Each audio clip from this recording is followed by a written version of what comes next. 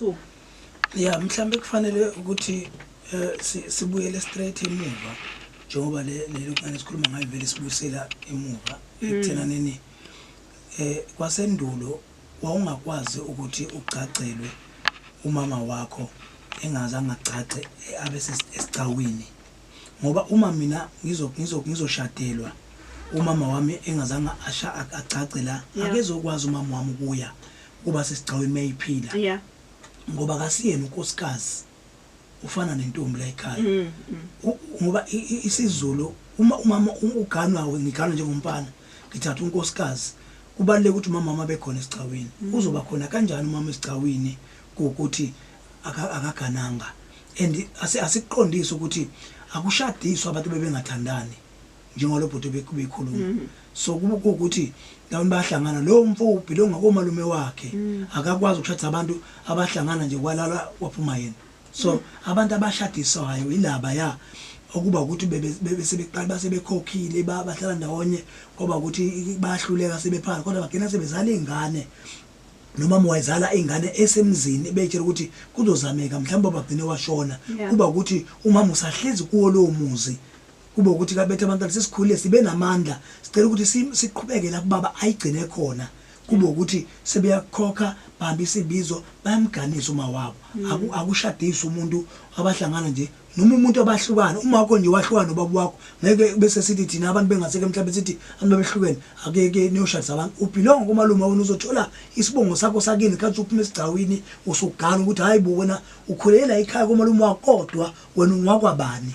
So I think mhlawumbe angikuzwisise lamqinqebe uthi kuganiswa abantu ababenesifiso vele sokugana wagcine ngenzakalanga hayi abantu abahlukane hayi abantu abakuthi kwangayona into eserious kwakuumdlalo nje isese abantu okwathi mabethandana wathi umuntu elobola uthe mhlambe esesathi uyalobola wathi mayiqeda sekulungiswa ufana gane bahlukana ngeke kubaganise masishoni baba labo bantu bahlukana umama wathatha inqomo sakhe nobaba wathatha inqomo sakhe ngoba bahlukana nje bephila ngeke ubahlanganise ngeke ukwazi ukuthi usuthi wena sengicela ukubashadisa futhi ngeke ukwazi ukuhlanganisa intombi neboyfriend yayo ukuthi nithi ngoganisa umama ngoba balala kwaphuma mina no labantu abazange benze lutho kunya abantu abangena emizameni kodwa futhi bangahlukana kwaphela amandla then kodwa wabona bayathandana baze bazala thina sesikhulile sekuyithina kufanele sithathe isithathe ukuthi asiqhubeke le ndoda lapha ayigcine khona ngoba esikolo sakhe siyobuzwa kuthina khona ngeke ilunge kuthina uma singasilungisanga. All right.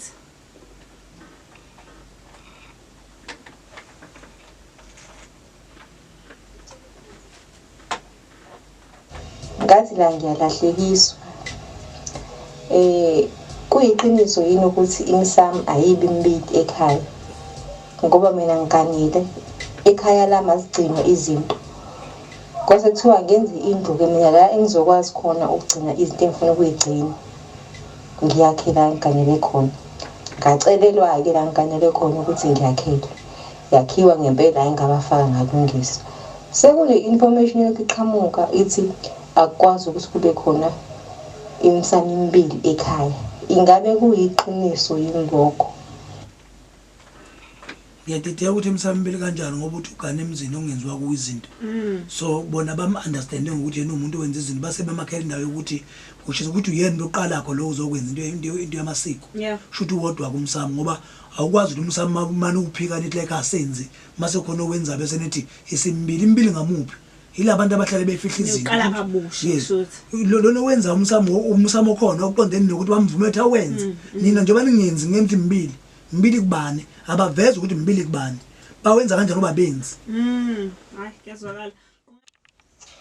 Morning ithi bala uyivuma mina ngithi ake ngibuze lana abazali babekade beshadile kodwa beshade umshado lo waseyinkantolo womabhalana ngekhathi sakudala bagcina ngokungawenzi umshado lo wesiZulu so sikhona-ke thina siyingane siphilonga ngakephi ngakomalume noma ekhaya esibongweni sakubo kababa. Uma mina senginomuzi wami sengifuna ukufaka abantu abadala noma laba abangiphethe abangipha amandla kumele ngiyobalanda kephi, ngibalanda komalume, ngibalanda ekhaya kithi esibongweni sakababa. Sacela amakhehla angiphi umhlahlandlela. Okay. Lo baba ku straight nje ukuthi umshado wesilungu asingasho ukuthi ufana umshado ongekho. Kodwa umshado ongekho. Asiyini ngokwesintu. Njengoba sikhuluma iqiniso ukuze umuntu aphelele emzini kufanele kuphambane inanzi kufanele athelwe ngenyongo. Uma ubhalile usuku ufana nomuntu osokwenzela kuba nomthetho nje ezintweni ukuthi mawufa kuba ukuthi mayefu ubaba kuba ukuthi unelungelo ngoba kuhlele kunembango. Kodwa lo muntu uphile ngokumalume wakhe and umuzi mhlawumbe akhuluma ngawo kungaba ukuthi kufanele kumalume emelanda idalwa azoyifaka ngoba kusazofuna ukuthi uma ezoshadelwa yena aqala ashadise ubaba wakhe noma wakhe before yena aganwe ngoba akakwazi ukuganwa umama wakhe engaganwanga. Yazwakala. Alright, ubhuti obesende voice note earlier on uthi ke yena amacela balobola but izibizo nalokho kunye kwezulu azange zakwenza. Ikhona ke lokho abasafanele bakwenze mhla ephuma entwaseni. Uthi uyacela Uthi wacela balobola. Iyona into ayenza ke leyo kodwa abashada kushuthi ngokwesingisi babhala. Yes. But kwagcina lapho ke izona izinto ekusafanele bazenze lezo emva kokuba esephumile entwasweni uma wekhaya.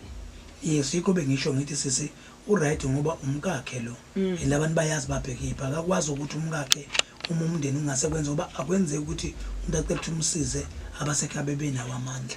Uma engenawo amandla kunoba vele lo muntu uma ezophuma lapha ekhaya ezangapha uzofanele aphume manje azongena ngapha kokubo then umsebenzi azowenza bazolekelelana. Umkule ngasamsiza unkosikazi wakhe uzomupha amandla ukuthi akwazi ukulekeleleka bese bakha lapha emzini wabo ngalezi izinto ezobe zenziwa lo nkosikazi ngamandla sikona akho wrong. Okay, namba.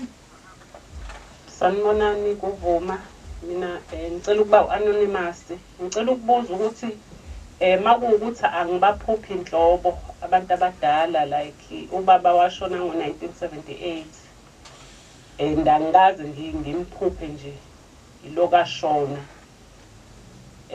kwenziwa kanjani makunjalo Ufuna ukuphupha ubaba kufanele athola umuntu lokho azomgeza. Uyazi ukuthi kulo mama okhulumayo kukhona abantu abasebenza kakhulu inhlabathi zamathuna. Lo muntu esikhuluma naye njengamanje unjengomuntu ngathi usebenzise idlozi umalume wakhe kodwa icontent emathuneni so kufanele athola umuntu azomhlanza ageze lezi idalwa ukuze kuhlambululeke lento ekuye yokuthi ngoba uyazi ukuthi makalele bekaphupha njobe engasaphuphi manje kusho ukuthi khona inkinga esikhona esiyenza ukuthi gcina ube ngathi abantu abadala bayaqhela straight kodwa uma engasaye ayohlambulula uyazi ukuthi sisubisi namaqanda nolwandle umuzo yakhona nje ungayanga ngawufuna umuthi wayogeza ufuna ukukhuluma ukuthi ufuna ini ikhonto engakwazi kwenzeka. Ngiyazi ukuthi abantu bazokwala ibhishi kodwa ngiyasho kodwa ngiyahlele ngisho yini uma nakuba umqongele nawe sister center umbuzo wami ngicela ungazisho umbuzo wami uthi ngicela ubuza ukuthi uyakwazi yini ukungenisa abantu abadala mina kushuthi nganje ngisuke ekhaya ikumalume kodwa ke senginomuzi wami engizakhele wona so ngicela ukubuza ukuthi ngiyakwazi yini kungalungile ekhaya komalume la ngikhuliswe khona bengakangeniswa kahle bese nami ngiphinde futhi ngiyobangenisa ekhaya lami kulomuzi wami lo esengikwakhile manje kulungi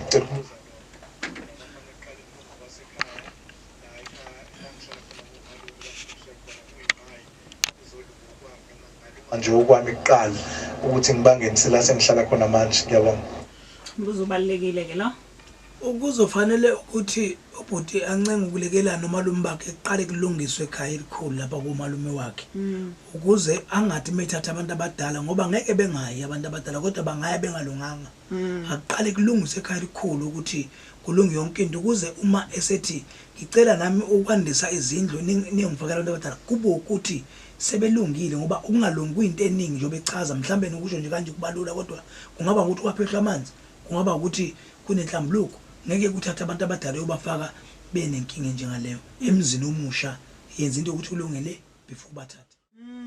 Hayi kuyazwakala. Kungeba sivale la ama voice notes uyazi ke njengenjayelo Nkosi yami siyafisa ukwaqeda wonke kodwa waphelele mhlambe ke abafisa ukukubuza wena ngqo bangathola kiphi nami. Bangithola ku 078 191 1010 078 191 1010 072 27 68936 ya WhatsApp na ku Facebook futhi ngiyatholakala ku Dr Ngobese Instagram Dr Ngobese ku YouTube Dr Ngobese ngiyabonga.